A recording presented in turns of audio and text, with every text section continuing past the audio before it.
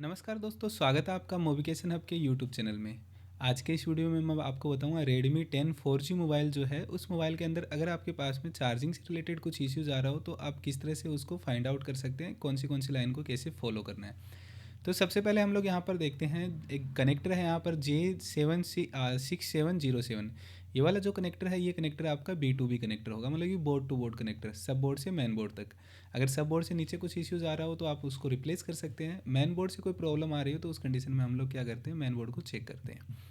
तो यहाँ पर हम लोग सबसे पहले यहाँ पर सर्च करते हैं इसको, और यहाँ पर मैंने क्लिक किया तो यहाँ पर देखेंगे तो ये कनेक्टर आपके पास में आ गया। तो इस कनेक्टर में हम लोग देखेंगे तो यहाँ पर देखो वीबस USB IN, ये वाली लाइन को फॉलो करना है आपको, और ये लाइन को फॉलो कर कर देखते हैं कहाँ पर जा रही है। यहाँ पर यह है, इसमें देखिए ये PDIC है, मतलब कि टाइप सी मॉडल है, इसलिए नेक्स्ट हम लोग यहाँ पर करते हैं। और यहाँ पर देखेंगे तो इसके बाद में ये मॉसफेट हमें मिला, तो इस मॉसफेट में आएंगे और मॉसफेट के आगे हम लोग आएंगे तो यहाँ पर देखिए इस IC के अंदर ये इनपुट हो रहा है। तो यहाँ पर आपको देखना है, देखिए वीबस इनपुट हुआ है, इसके बाद में PMID है, यहाँ पर PMID पर आप यहाँ पर चेक कर सकते हैं 5 वोल्टेज। इसके बाद में यहाँ से ये यहाँ से होता है आपका स्विचिंग होता है, बट यहाँ पर डुअल चार्जिंग IC कंसेप्ट है, इसलिए क्या है कि यहाँ पर ये जो ऑप्शन है, मतलब कि स्विचिंग वाला VPH लाइन यहाँ से आउटपुट होता है, वो यूज नहीं किया गया है। इसके बाद में यहाँ से देखेंगे तो हम लोग VBAT आउटपुट हो रहा है। देखिए डुअल चार्जिंग IC कंसेप्ट जिसमें भी हो, उस कंडीशन में आपको ये चीज़ समझनी है कि एक चार्जिंग IC यूज की जाएगी, दूसरी चार्जिंग IC यूज नहीं की जाएगी। बट यहाँ पर हम लोग देखेंगे तो जहाँ जहाँ तक है ये IC NC हो सकता है, सॉरी ये रजिस्टर NC है, IC तो लगा हुआ है।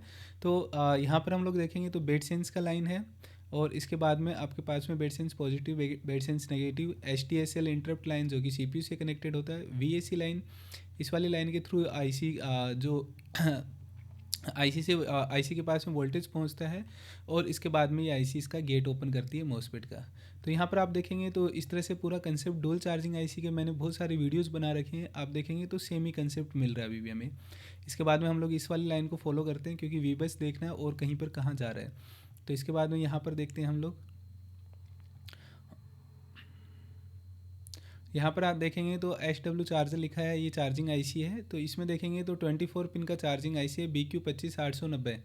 ये वाला IC का भी एक फुल वीडियो हमने पहले से वीडियो डाल रखा है अपना यूट्यूब चैनल के ऊपर, वहाँ से आप कंप्लीटली डिटेल में भी उसको समझ सकते हैं। यहाँ पर देखिए वीबस में क्या होता है, 1 नंबर पिन के ऊपर वीबस इनपुट होता है, 23 नंबर पिन के ऊपर PMID होता है, वहाँ पर आपको चेक करना होता है 5 वोल्टेज। 24 नंबर पिन यहाँ पर देखेंगे रजिस्टर NC है, मतलब कि 24 नंबर पिन यूज नहीं किया गया है।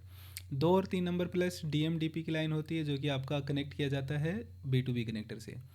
10 नंबर पिन पर देखेंगे तो ILIM का लाइन होता है, ये ट्रिगर करने के लिए होता है IC को, तो ये रजिस्टर के थ्रू ग्राउंड से कनेक्ट किया जाता है। 4 नंबर पिन देखेंगे स्टेट का खाली है, और इसके बाद में 5 6 7 नंबर पिन HTSL और इंटरप्ट का लाइन है। ये सारी की तीनों लाइनें कनेक्ट की जाएगी आपका CPU से। इसके बाद में 8 नंबर पिन यहाँ पर देखेंगे तो OTG है, और OTG में यहाँ पर देखेंगे तो VSYS वोल्टेज जो है इनपुट करवाया गया है।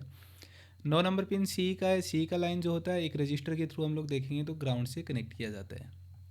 इसके बाद में इधर की साइड आते हैं, यहाँ से देखो 19-20 से स्विचिंग हुआ, स्विचिंग होने के बाद में देखेंगे तो कोयल के ऊपर गया वोल्टेज, और कोयल पर जाने के बाद में इसका वोल्टेज का नाम हो गया VSYS। यहाँ पर आपको चेक करना है कोयल के ऊपर 3.5 से लेकर 4.2 वोल्टेज के बीच में।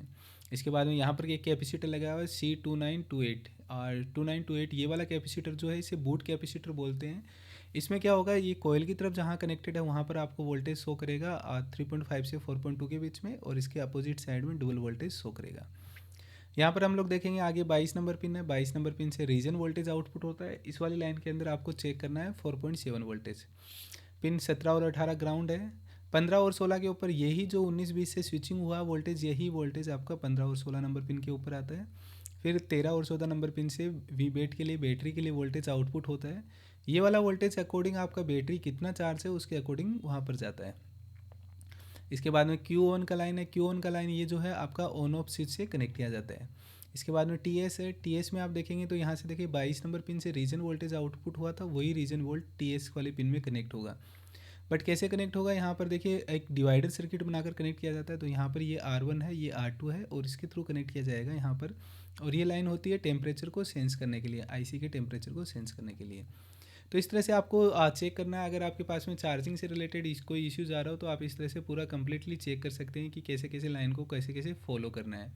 बाकी इसके अलावा भी आपको कुछ इश्यूज़ आ रहा हो या फिर आपको कुछ समझ में नहीं आ रहा हो तो आप हमें कमेंट कर सकते हैं। और इसके अलावा और किसी मॉडल में कोई भी प्रॉब्लम्स आ रही हो तो आप हमें कमेंट कर बता सकते हैं। साथ में भी आपको एक चीज़ और बता दूँ, अगर आप चाहते हैं कि एंड्रॉयड या आईफोन में अपग्रेड होना, तो हमारा जो कोर्स है ऑफलाइन कोर्स चलता है, उसको रजिस्टर कर सकते हैं। डिस्क्रिप्शन में हमारे नंबर दिए गए हैं, उन नंबर पर कॉल कर बात कर सकते हैं। चलिए दोस्तों, वीडियो को यहीं एंड करते हैं। मिलते हैं नेक्स्ट वीडियो में एक और नई केस स्टडी के साथ में।